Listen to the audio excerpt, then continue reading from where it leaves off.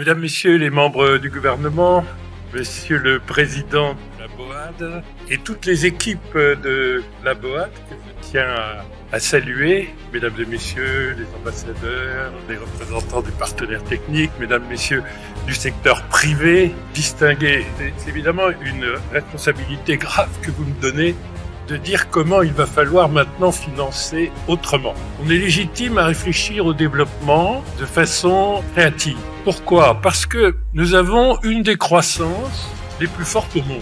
On n'a pas commencé dans les derniers mois, les dernières semaines, à réfléchir, à voir un développement différent, à financer autrement. Il y a un certain nombre de constats qui sont quand même maintenant admis de façon assez générale en Afrique. Mais enfin, si on veut financer autrement, il va falloir accélérer dans les remèdes. Nous avons dans l'UEMOA, en Afrique subsaharienne en général, un système financier qui réussit à collecter beaucoup plus de dépôt qu'il ne fait de crédit.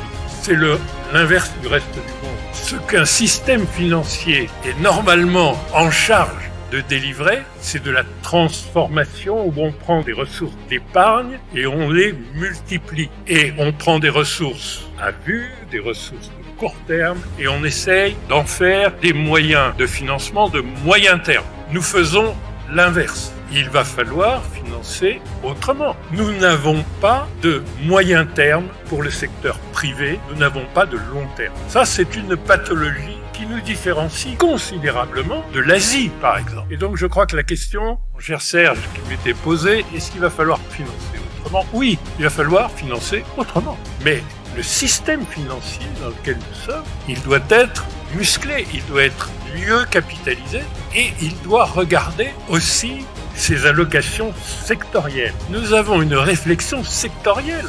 On va financer autrement, mais on va financer aussi autre chose. Si on dit l'agriculture durable et l'énergie, qui sont d'ailleurs complètement liés parce que dans une économie moderne, le plus grand consommateur d'énergie, c'est l'agriculture. Donc, vraiment avoir conscience de cela. Nous ne finançons pas ce qui est le premier emploi de crédit bancaire dans le monde entier, qui est le financement du logement. Mais on doit beaucoup changer. Et en plus de nos sujets endogènes, nous avons subi énormément de chocs exogènes.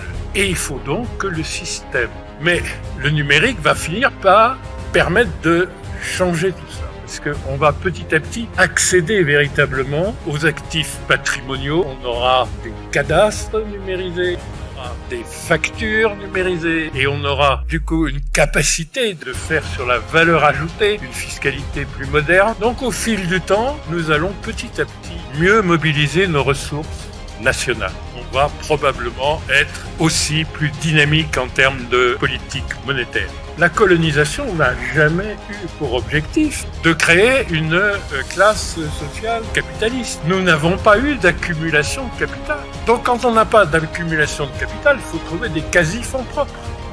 Le bio-charcoal, c'est l'utilisation de quelque chose considéré comme des résidus de la production agricole à brûler. Aujourd'hui, c'est ce qui commande le taux le plus élevé de crédit carbone. Voilà comment tout d'un coup, des choses qui n'avaient pas de valeur deviennent des actifs qu'on a activés. On raisonne beaucoup trop en termes de PIB. Le PIB, c'est l'accumulation des valeurs ajoutées chaque année. Oui, mais ce qui nous enrichit le plus, en réalité, ce sont les gains patrimoniaux. Donc nous avons une révolution des actifs. Et ces actifs, aujourd'hui, portent des productivités exceptionnelles. L'assurance récolte va déclencher des financements rationnels. Vous voyez ?